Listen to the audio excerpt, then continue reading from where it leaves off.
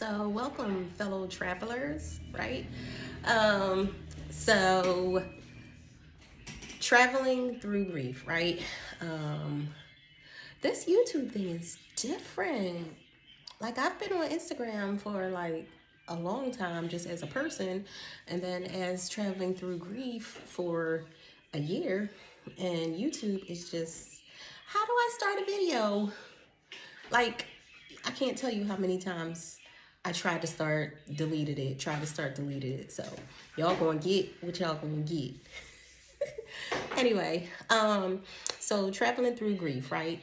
I started traveling through grief over on IG a year ago. So check that out. It's just traveling through grief. Um, why am I here on YouTube?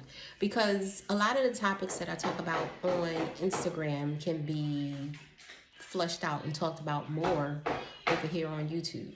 So I started traveling through grief a year ago, which was 2 years. It's my daughter in the background, excuse her. So let me start from the beginning. August 2019, my son was shot and killed, right?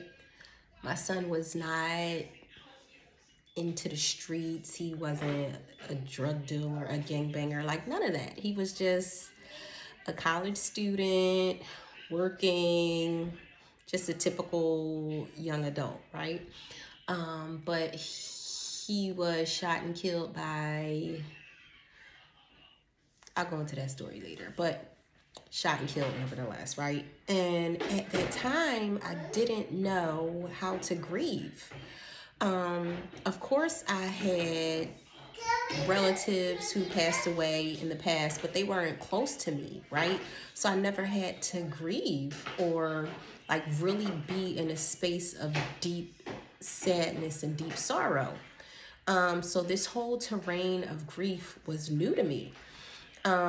So I started traveling through grief as a way to kind of express and process my feelings because I didn't know what to do. I didn't know how to feel. I just felt sad, right? What I found out from having that page is that a lot of people feel alone in their grief. A lot of people feel like other people don't understand how they're feeling. What's the word?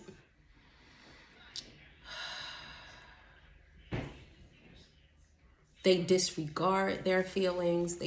Or they may just not know. I don't really know what it is when it comes to people and other people being supportive of somebody who's grieving. I mean, granted, that wasn't my experience, but the reality is it's a lot of people's experience, with loved ones or friends or family.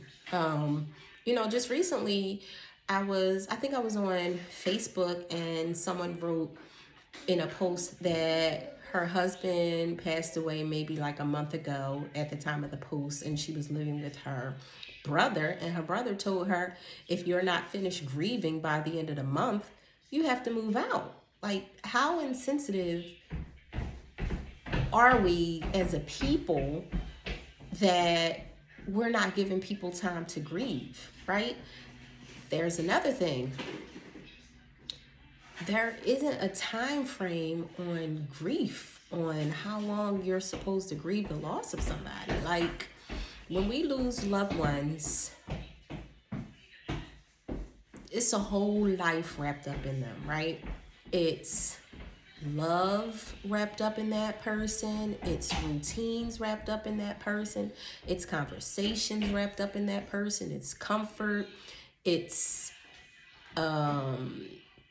like a need wrapped up in that person. So it's a lot wrapped up within one person. And to lose that and just to wake up one day and it's all over, like that's it, it's devastating. I think about people who don't have a large support system who've lost someone. what are they supposed to do? Where are they supposed to turn? So these are all the reasons why I created the platform, traveling through grief. I'm not going to make this video too long because it's sort of kind of a introduction into this page. But I hope you stick around, follow, like, and share for more content. I plan on uploading maybe about twice a week, just talking about different facets of grief, how to get through grief, you know, how to get through to healing. That's the purpose of traveling through grief. Like, you're traveling through all of these feelings and emotions to get to healing. So stick with me.